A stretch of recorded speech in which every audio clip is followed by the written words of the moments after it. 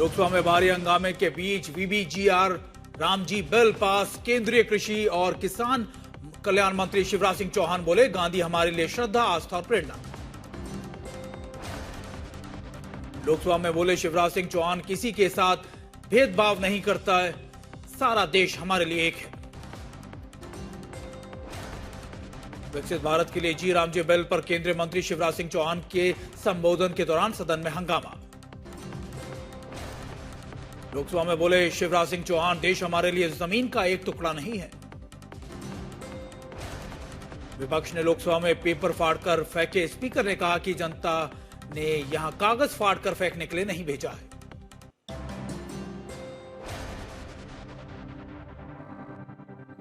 मनरेगा का नाम बदलने को लेकर संसद में सियासी घमासान जारी। जी रामजी बिल को लेकर संसद परिसर में विपक्षी सांसदों ने विरोध प्रदर्शन किया। इस दौरान पोस्टर बैनर के साथ विपक्षी सांसदों ने मार्च भी किया। कांग्रेस सांसदों ने इस दौरान बिल के खिलाफ नारेबाजी भी की। सरकार ने इसे रोजगार की कानूनी गारंटी को पहले से ज्यादा मजबूत करने और गांव में आत्मनिर्भर बनाने का वाला सुधार बताया है। विपक्ष ने गांधी के नाम को हटाने और गरीबों के हितों पर प्रहार का आरोप लगाकर इसका कड़ा विरोध किया है। कांग्रेस सांसद प्रियंका गांधी ने कहा कि करते रहेंगे बिल का विरोध। बोली, जैसे ही ये बोझ प्रदेश सरकारों पर जाएगा, ये स्कीम खत्म हो जाएगी।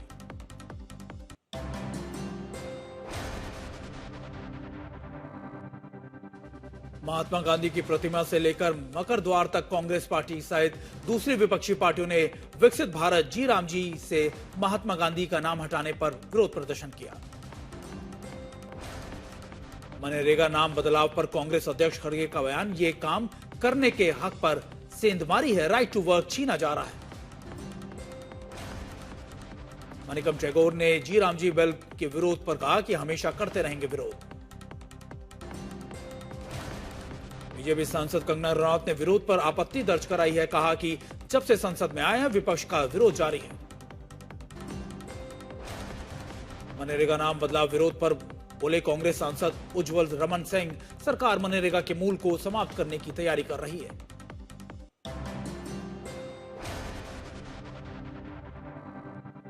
प्रधानमंत्री मोदी ओमान के दौरे पर है। मस्कट में संबोधन के दौरान कहा कि भारत ओमान का रिश्ता बेहद खास है।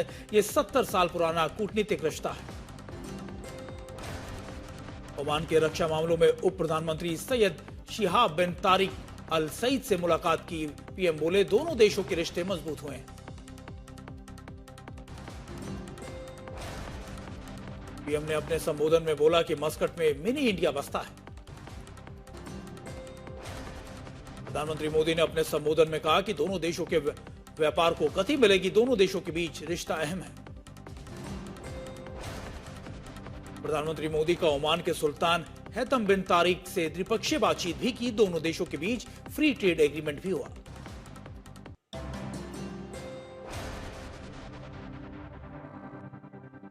मोहाली में अरविंद केजरीवाल की प्रेस वार्ता। बोले, मान सरकार ने पंजाब में बहुत काम किया है। केजरीवाल बोले, पिछली सरकारों ने पंजाब के लोगों को गुमराह किया है। आपके राष्ट्रीय संयोजक अरविंद केजरीवाल ने कहा कि पंजाब में निष्पक्ष चुनाव हुए हैं।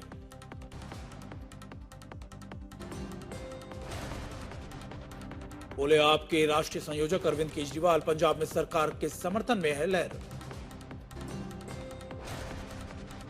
प्रदूषण को लेकर अरविंद केजरीवाल ने प्रधानमंत्री मोदी और नेता विपक्ष राहुल गांधी पर निशाना साधा है। कहा, दिल्ली को किसी की फिक्र ही नहीं है।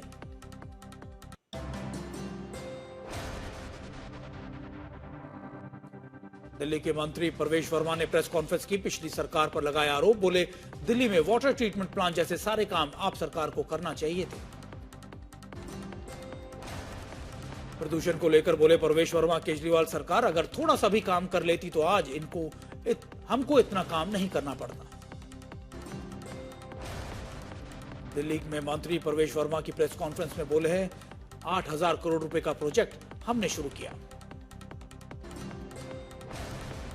प्रवेश वर्मा बोले, आज बारापुला फ्लाईओवर जो सालों से बन रहा है, 30 जून से यह फ्लाईओवर शुरू हो जाएगा। दिल्ली ट्रैफिक पुलिस के साथ 62 हॉटस्पॉट की पहचान भी की है।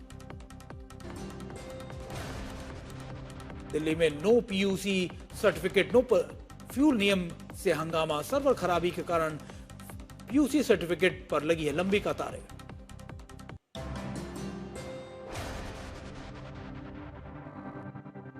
दिल्ली एनसीआर में प्रदूषण से हाहाकार। कल संसद में हो सकती है चर्चा। केंद्रीय पर्यावरण मंत्री भूपेंद्र यादव इस चर्चा में देंगे जवाब।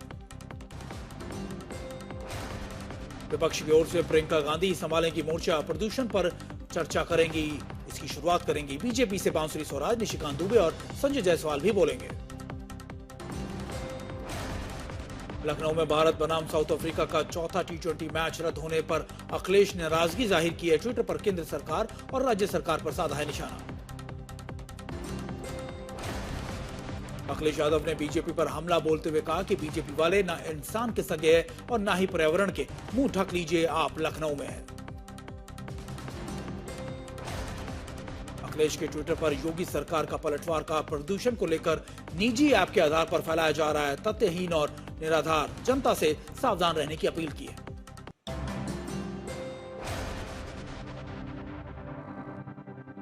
दिल्ली एनसीआर में प्रदूषण की समस्या पर सुप्रीम कोर्ट सख्त। सुप्रीम कोर्ट ने प्रदूषण घटाने के लिए दिल्ली बॉर्डर के 9 टोल प्लाजा बंद करने की बात की। दिल्ली सरकार ने आज से नॉन BS6 वाहनों के प्रवेश पर रोक लगा दी है, लेकिन प्राइमरी स्कूल खोलने से साफ इंकार कर दिया है।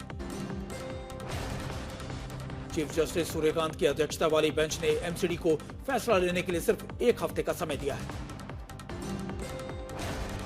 कोर्ट ने सिर्फ प्रदूषण ही नहीं बल्कि उसमें प्रभावित होने वाले मजदूरों की आजीविका पर भी चिंता जताई है। 2.5 लाख रजिस्टर्ड मजदूरों में से अब तक सिर्फ 7,000 मजदूरों को पैसे दिए गए। सरकार का ऐलान है कि दिल्ली में अब बिना पोल्यूशन सर्टिफिकेट के नहीं मिलेगा पेट्रोल। PUC सर्टिफिकेट और 2 व्हीलर को और 4 व्हीलर की लगी है लाइन।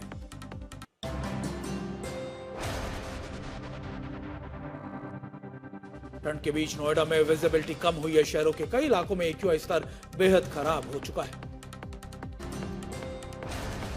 उत्तर प्रदेश के बिजनौर में शीतलहर के चलते बढ़ी है ठंड। आज स्कूलों में भी छुट्टी की घोषणा की गई है।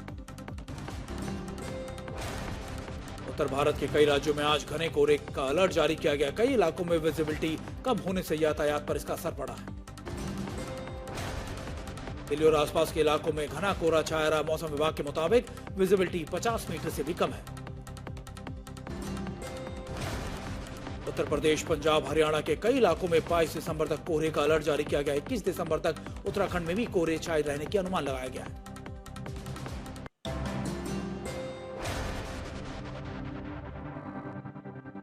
मुजफ्फरपुर में पछुआ हवा के चलते सर्दी ने अचानक अपना असर दिखाना शुरू कर दिया। सड़कों पर घना कोहरे के कारण विजिबिलिटी बेहद कम हो गई। मुजफ्फरपुर में दिन में भी आसमान से कोहरे के साथ पानी की बूंदें टपकती हुई नजर आई। बड़ी सर्दी के कारण आम जनजीवन पूरी तरीके से प्रभावित हुआ है। पहाड़ों में शीतलहर के चलते बुंदेलखंड में ठंड का कहर है। सर्द हवाओं की ठिठुरन से लोगों का जनजीवन प्रभावित हुआ है। बांदा में शीतलहर के कारण सड़कों में सन्नाटा छाया हुआ है। आवाजाही पर इससे असर पड़ा है। फॉग लाइट जलाकर ट्रैवल कर रहे हैं लोग। दिल्ली में हवा जहरीली हो गई है। दिल्ली देहरादून एक्सप्रेसवे पर कम विजिबिलिटी, कोहरे और बड़े AQI से लोगों की बड़ी है परेशानी।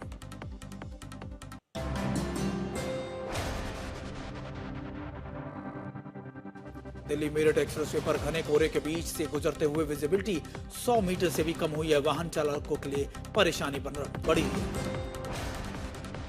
कल भी दिल्ली में घने कोहरे की चादर छाई रहने का आसार है। ठंड बढ़ने के साथ बड़ी लोगों की परेशानी।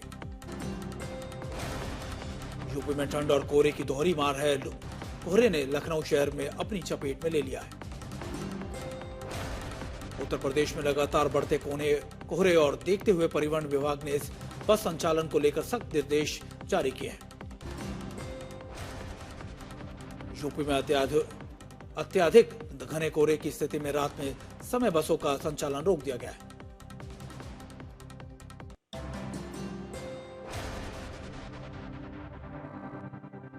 कानपुर शहर में घना कोहरा छाया रहा है। धुंध की चपेट में शहर, विजिबिलिटी बेहद कम है। आवाजाही पर असर है। ट्रेन भी लेट चल रही है। उत्तर भारत में कोहरे और ठंड की जबरदस्त मार। कोहरे के आगरा में ताजमहल देखना दुर्भर हो गया। विजिबिलिटी बेहद कम है। गोरखपुर शहर में शीतलहर और कोहरे का प्रकोप है। कोहरे की चादर में लिपटा है शहर। घने कोहरे से लोगों को परेशानी हो रही है। पूर्वी हरियाणा, दिल्ली, गाजियाबाद, नोएडा, गुड़गांव, फरीदाबाद, मेरठ और उत्तर प्रदेश के कई हिस्सों में घना कोहरा छाया हुआ है। विजिबिलिटी 30 से 100 मीटर के बीच है। उत्तराखंड के विकासनगर में सर्दी का डबल अटैक है। इलाके में शुरू हुई जबरदस्त ठंड के साथ सड़कों पर कोहरे का कब्जा हुआ है।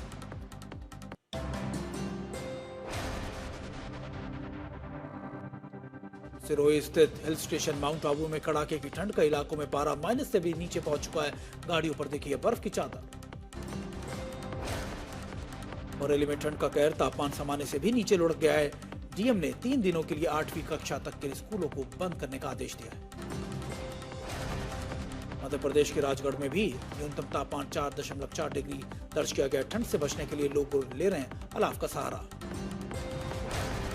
मुजफ्फरनगर में कोहरा और शीतलहर प्रदूषण से जल जीवन प्रभावित हुआ है। प्रशासन ने स्कूलों का समय भी बदला है।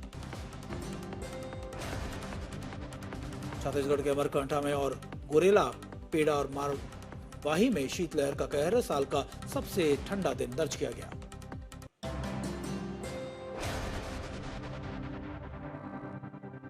उत्तर प्रदेश के पूर्व पुलिस महानिदेशक प्रशांत कुमार को शिक्षा सेवा चयन आयोग का अध्यक्ष नियुक्त किया गया है। मुख्यमंत्री योगी आदित्यनाथ ने उनकी नियुक्ति के आदेश जारी किए हैं। महाराष्ट्र सरकार में मंत्री नीतीश राणे का बड़ा बयान। कहा, मुंबई का डीएनए हिंदुत्व और महादेव का है। आई लव पाकिस्तान कहने वाले बर्दाश्त नहीं किए जाएंगे। मानिक राव को काटे को बड़ा झटका। नासिक कोर्ट ने 2 साल की सजा बरकरार रखी। 1995 की धोखाधड़ी मामले में बड़ा फैसला गया है। महाराष्ट्र के दागी मंत्री मानिक राव को काटे से छीने गए विभाग। फडणवीस ने डिप्टी सीएम अजित पवार को सौंपी है जिम्मेदारी। सजा के ऐलान के बाद मंत्री पद से उन्हें न हटाने की वजह से विरोध ज्यादा हुआ है। दल आक्रामक और कांग्रेस प्रदेश अध्यक्ष ने आरोप लगाया कि राज्य सरकार मानिक राव को बचा रही है।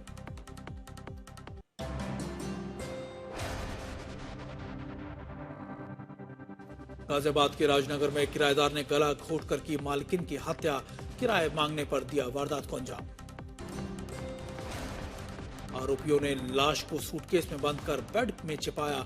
किराए न देने पर लगाया मानसिक उत्पाद प्रताड़ना का आरोप। छत्तीसगढ़ के सुकमा में जवानों और माओवादियों के बीच मुठभेड़। 3 नक्सली ढेर किए गए। बिजनौर में दिल्ली पौड़ी हाईवे पर हादसा। कॉलेज बस के बीच में टक्कर। 1 दर्जन छात्र घायल हुए। यूपी के देवरिया में मंदिर के पुजारी ने 7 साल की मासूम के साथ किया दुष्कर्म। पॉस्को एक्ट के तहत पुलिस ने किया गिरफ्तार।